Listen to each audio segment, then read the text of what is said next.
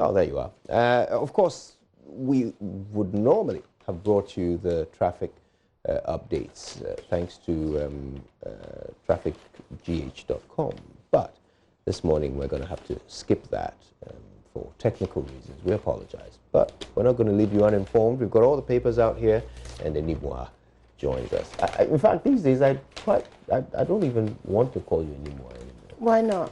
I want your nickname to stick. To stick? Yes. Oh, okay. Nimweezy in the heezy, yo. Now there's heezy on top of it. No, good morning. How are heezy. you? I'm in the heezy. That's right, yeah. I see. Good morning. Good morning. It's good to see you too. How are you? Not bad, not bad, not Everything bad. good? Most things. Awesome. Awesome. Yeah, I know nothing is ever perfect, is it? No, yeah. no, and I think I prefer the world that way. Indeed. We thank God for the rainy days and so the that sunshine. we have something to work on, right? Yes, indeed. Otherwise I was listening to your message of motivation this morning. Yes. About leaving a legacy, and I was inspired because sometimes you forget that there's a ripple effect of the things that you do, and all it takes is one man to change the world. Absolutely, all women. So yes, all women. So good one there. Oh, you're kind. Thank you very much. Yeah, I quite like thinking about things. No, about having a plan. Having something around which you revolve every decision you make. I think it just makes you better at everything. It does. It does. Before you do anything, you ask yourself, does this further my legacy or not? There's something that I learned a few years ago which kind of stayed with me, and it's kind of the opposite of what you're talking about. But it says if it won't matter in 5 years, then don't stress about it. And it gives such a contextual backdrop to everything. I mean, when you're arguing with... Actually in line with yes, when you're arguing with someone, you're like, look, okay, yeah, so she ate my food and I'm pissed off, but in 5 years, from now, would this really matter? And it kind of just gives it perspective as well. So... All right, well, let's talk about a few things which I hope will still matter in 5 years. I've got the Ghanaian Times, the Herald, the Gold Street Business, the Daily Statesman, and the Daily Guide. I've got the Today, the Observer, the Finder, the Daily Dispatch, and the Daily Graphic. Okay, looks like a good haul there. You want to go? Yeah, sure. So on the front page of the Today newspaper, President impressed with dredge masters after inspecting work on the Odor drain. Asamajan's resignation, the inside story. Nana Ok's RTI law. And that's it for the Today newspapers. I'm interested in what's going on with the Odor, because it wouldn't be the first time that it's been dredged, yes. and somehow wouldn't be the first time someone's been impressed with it either. Exactly, and then we go right back to having to do it again. The Ghanaian Observer, Akufo-Addo assents to the RTI Act. Ghana has solved the problem of basic financial inclusion. That's according to Vice President Baumia. Dredging of Odor River to complete in 6 months. Engineer tells President. I love how there's so many contradictory stories, So 6 months here, President's impressed with dredge masters on the Today, which kind of gives you the impression that it's done. But then on the front page of the Observer, the engineer is saying it'll take 6 months to dredge. Government, or maybe it's their progress he's impressed with. Perhaps. Government committed to executing the change agenda. That's according to Kojo Oppong-Nkrumah, Minister of Information. They are not. Are they now committing to it? Or government, yeah, they've been committed. They are recommitting, and there'll be a future commitment. Oh, they've been committed, eh? I mean, that's yeah. I'm just. Well, I mean, it's good to have to be informed about their commitment by the Minister of Information. Yeah. Okay. If you are not informed, how will you know? Exactly, especially by the Minister of Information. Yeah, no, I mean, that's his job. Yeah. Of course, anyone can inform, but I think he particularly, that's his job to inform us. And if he hadn't informed you that they are committed, would you have known? No, we would not have known. Okay. We may have heard from a third party, but you know what they say about information, it changes as it goes. There's nothing like direct information. Yeah. Yes. I always say that there are certain things which if you have to tell people, then you haven't done it visibly enough. Indeed. I was just thinking about that Indeed. the other day. Not that it's related to this in any way. No, it's an interesting analogy. Like, for example, if I came to you this morning and I said, oh, Kojo, have you noticed that I've lost weight? You'll look at me and be like, yeah, which means that clearly I haven't lost enough. Because if I had, then your immediate reaction would be, yes, you've lost it when you see me. So well, good one there. Yeah, commitment is good. That's our analogy of the day. Yeah. Okay, on the front page of the Finder, RTI law is critical tool against corruption and for enhancing the quality of governance. That's according to the president. Any Vitol Tallow First ENP submits bids for oil blocks, and staff of closed down radio stations sympathizers embark on demo. We brought you that story in the news just before we started to do this. On the front page of the Daily Dispatch, Asamoah's revelations, true fractured state of black stars. That's inside the Daily Dispatch. We have removed over 1 million cubic meters of filth from the Odo River. That's according to the dredge masters. They're telling President Akufo-Addo. I'll bring you more on that story when we go. And they still have 6 months to go. And they, How many million cubic meters of filth do you think they would have I have removed no idea. By the end of how long? 6 months. By the end of 6 months. And it will be interesting to know how long it took them to remove the 1 million cubic meters. How long have dredge masters been on the Odo? I'm not sure. I went there about 3 weeks ago and they hadn't started. So I'm thinking maybe between then and now. No, it hasn't been that long. So and already 1 million cubic. Hey. And they'll be finished in 6 months. Is there that much filth in the world? Perhaps. There's enough. I mean, it's going to be across the whole. Look, I don't know. Let me not try and explain for them because Charlie. Anyway, on the front page of the Daily Graphic, President asks Asamoah to rescind decision. EC can't rig elections, that's according to Jean Mensa. DVLA boss adjudged Public Sector CEO of the Year.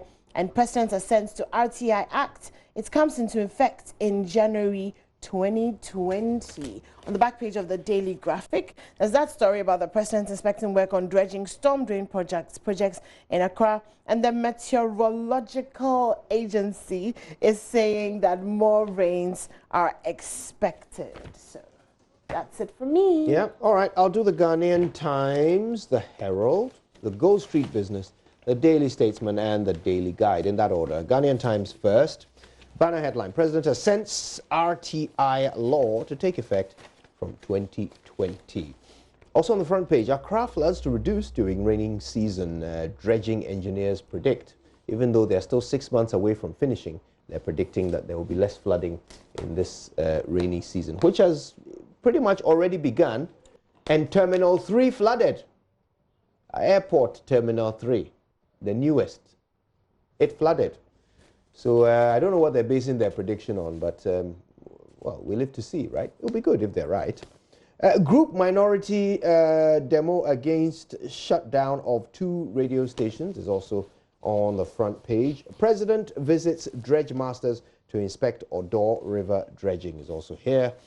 And I think that story is what brought about that picture that you see on the front page. Let's look at the back real quick. 40 warehouses to be ready in July to address post-harvest losses. And Wa Airport to open soon. That's the back page of the Ghanaian Times. Let's do the Herald real quick. And the Herald newspaper taking up a story that was done by JoyNews. Stealing recorded in Martin Amidu's office, but culprits set free. That's how the Herald has couched the story. Opune and Agongo itching to grill AG's third witness is also on the front page.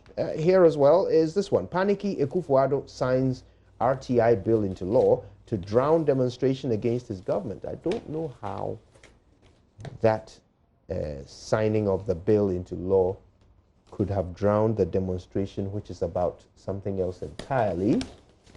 But the Herald sees a link, and if you want to see that same link, you can buy yourself a copy of the Herald. Cost 2 cedis 50 pesos. Also, PDS on sale already is a story that they're advertising for the coming days. That does it for the Herald. Gold Street Business is here. $1.166 billion spent on gas infrastructure to make Ghana self-sufficient in power generation. also on the front page. 731 million Ghana cedis of 10 billion recovered from closed banks. About 50 court cases pending currently. So they haven't even recovered 10% of the assets of these closed banks. 10 billion Ghana cedis. And they've only recovered 731 million. IOD offers free corporate governance training to mark 20th anniversary. That's also on the front page of the Gold Street Business. And on the back, VRA wins Energy Operational Excellence Award. And yeah, oh, that's it. That's it for the back. See? Big story there. Congratulations to VRA. Operational excellence. All right, let's look at the Daily Statesman next. I have it here. Banner headline on the front page. NDC's $140 million loot exposes Mahama. How JDM applauded the Saglemi housing chop. That is the front page story. Salome Francois at 90, hope of special children. And that's a wonderful story there of a lady who, well, there wasn't much expected of her in terms of life expectancy, and she's beaten all the odds and clocked 90 years old, and the First Lady went to meet with her alongside Ian Walker, who is the British High Commissioner to Ghana, and a few other dignitaries. I think I can see the Chief of Staff in that picture as well. I can't be certain. But yes, Ghanaians certainly salute the efforts. You know, staying alive is not easy. And even when you don't have any, you know, health disadvantages. But Salome Francois, inspirational story there. Right to information law at last. Akufo-Addo gives presidential assent. And on the back, okay. On the back you have all the pictures of the lady who brought hope to special children. Her story laid out on the back page. There was a Thanksgiving Durbar held in her honor. At the school, and that's she's of course the founder and director of the New Horizons Special School in Cantonment, Accra. Okay, all right, there you go, that's done. And finally, the Daily Guide. I didn't lobby for EC job. That's what the banner headline says, and it's got a picture of Jean Mensah. Afoko fate hangs. And President inspects Odo dredging. Also, RTI now law and ex-SNIT boss and 4 others case back on. Back page has, of course, why Jan resigned. And Mourinho for Juventus. Hey, really? I thought he was going to be a pundit in Russia or something. Also, Quidex tops Betway FinTech Challenge. And Champions Bowl rocks Accra. Finally, Uncle T FC remembers management member. Uncle TFC. That's a fantastic name for a football team. Yes. Yeah, and that's it. That's it. Okay. So there's the story here. More rains expected by the Meteo Agency. So, you know, it's been kind of raining. What they're actually saying, or the warning that's come out, is that June is the peak period. So we haven't peaked yet.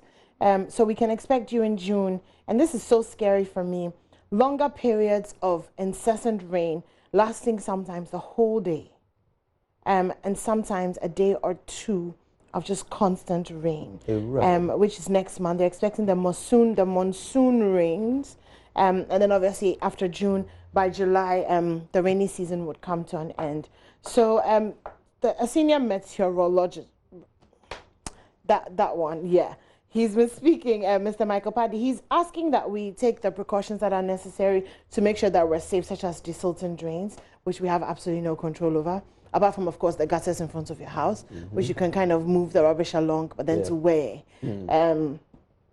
And just saying that we should be careful about seeking shelter under weak structures. You remember when it rained, was it 2 days ago that it rained and some of the trees in Legon, at the Legon University fell, you know, and landed on cars and stuff. So he's asking that we be careful, but just really be aware that June is actually when the rainy season peaks. And that's so scary for me. We've lost one child in Kumasi 2 days ago when it rained, one reported death. And with every weekend or so that it has rained, the first weekend that it rained, we lost 5 people. The following weekend, we lost 7 people. That was when the military officer and his wife died. And in so fact, we lost 7 people in that incident.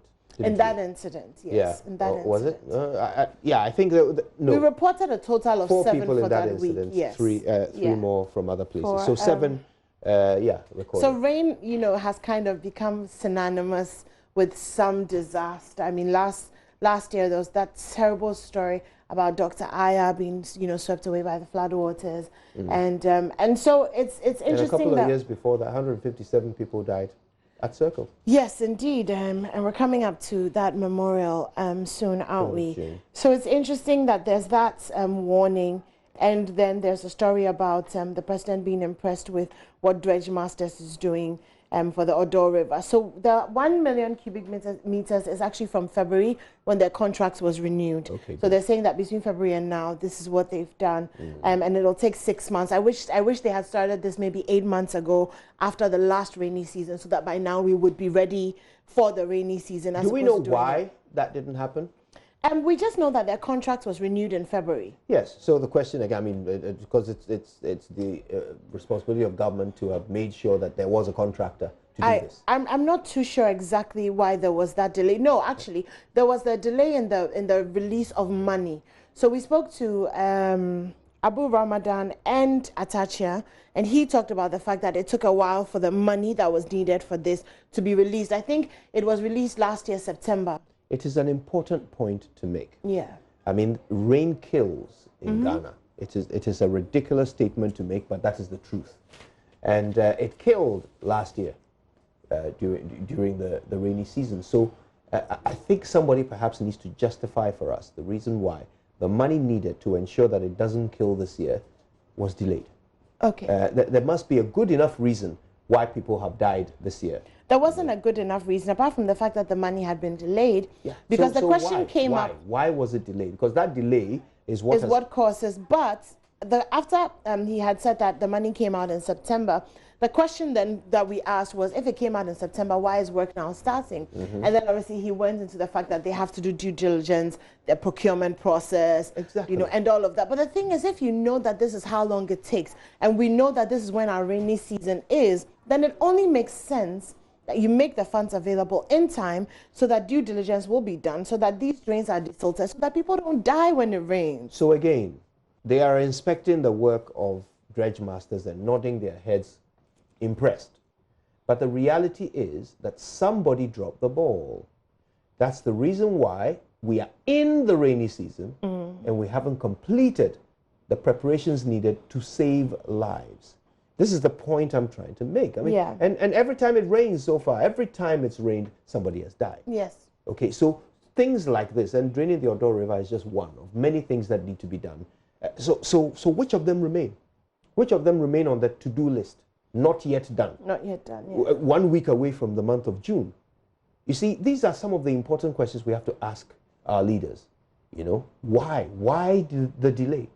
What is the reason? The reason that makes it justified that you failed to act on time and people have died. How do you justify that? That for me is the question. And unfortunately, we should be able to ask questions like this without somebody thinking that we're being partisan or we're against. No, it's a function of government. It's a function of state that has not been carried out. And it is right for the people to ask why. And if there is no good reason, then somebody must take responsibility for these deaths and resign. Yeah, but we know that won't happen, though. I'm telling you what must happen. What must happen.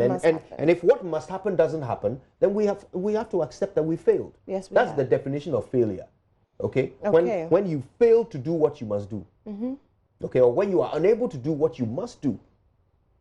So if what must happen does not happen, as it usually doesn't, then we should be able to call it out and say, okay, government, you failed.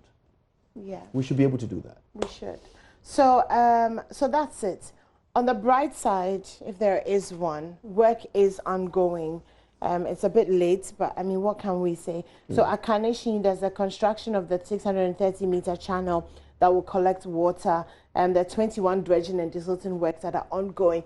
And every time I talk about this, I'm like, okay, but why wasn't it done sooner? So anyway, the president says it is heartwarming to note that after Monday's downpour, there was no flooding at Kaneshie and its environs, even though the work has not been completed. All right, so basically, they will finish the work by December, 6 months. Right? Yes. And then between December and June next year, are we educating our population enough so that there's not waste? Are there going to be systems that are going to put into place so that waste is effectively disposed? Are we going to get into recycling our plastic waste? Otherwise, between December and June, it's going to be filled up again with waste. People will not hold on to their rubbish till December to dump it. They're doing it today. They're doing it now. Anyway. It's unfortunate, but that's what it is. In other news, the president has asked Asamoah Gyan to rescind his decision. Okay. I'm still trying to figure out what that first line of the statement, you know, the saying. His mother's quote. We tried to figure. But I out. thought you were acting like you understood. I was discussing it with the morning show team on the other side, and my explanation wasn't flying. No, it was like, no. Anyway, President Nana Addo Dankwa Akufo-Addo has asked Asamoah Gyan to rescind his decision to retire from the Black Stars. Sources at the presidency told the Daily Graphic that the president spoke on the phone with the striker earlier in the day, and he told him of the huge national unease over his decision to retire from the Black Stars at this crucial time. So we know what happened with that. A couple of days ago, we saw the statement released by Asamoah Gyan saying that he was officially retiring permanently from the Black Stars team, basically because he wasn't going to be captain, and he felt that, you know, it was a bit of a demotion because in the history of the Black Stars, there's never been a captain that has then been demoted to just be a player and remain on the team. So apparently, this is what has happened. I think he has said that his spokesperson will be speaking today. We spoke to him yesterday, and he did say that from today he was going to be speaking. So it'll be interesting to see if he's decided to come back onto the team. However, what's interesting is that I don't get the impression that from the conversation that was had, the captaincy was promised. I think it was really just about making himself available. And so therefore, would that change his mind? You know, is it okay because it's the president who asked? Is he going to stick his guns out? I have no idea. He's got a statement coming out later today. He's tweeted about it, and that statement, I suppose, will put it all in perspective to bed. But you know, I spoke to my mentor about this. He's not in the country, so I catch up with him often. Who's your mentor? We don't know who your mentor is. No, and you're not supposed to. Right. So he you know, asked me what's new in Ghana, and I gave him a quick rundown of all the stories, and I said Asamoah Gyan is leaving, and his response was Orkwehin. And he then went on to say that if you are passionate about something, they ought to have to wrestle it out of your cold dead hands. Otherwise, it belies all the passion that you would have demonstrated until the point where you threw your hands up and walked away. That you must never walk away easily from something that you love, or someone that you love. You know, it must never be easy. The moment it's easy, then you don't love them, and perhaps never did. You know, but what a thought that Asamoah Gyan never loved football. That's not likely. Or never loved Ghana. That's very difficult. But it might mean that love that he has definitely diminished. And so at this point, even asking him to return, what is the benefit of it? How much passion will he bring back to the game if he has been able to get to the point where he's thrown his hands up and said, enough? How much passion will he bring back to it? I mean, I've never had to beg someone to come back into a relationship with me before, but I can well imagine that if I did that, I wouldn't really get back what I had in the beginning, you know? No, I don't think you would. But it's also the feeling of when you love someone and you break up and then you come back together. Maybe you value what you have even more, knowing what it was like to lose it. Does that happen?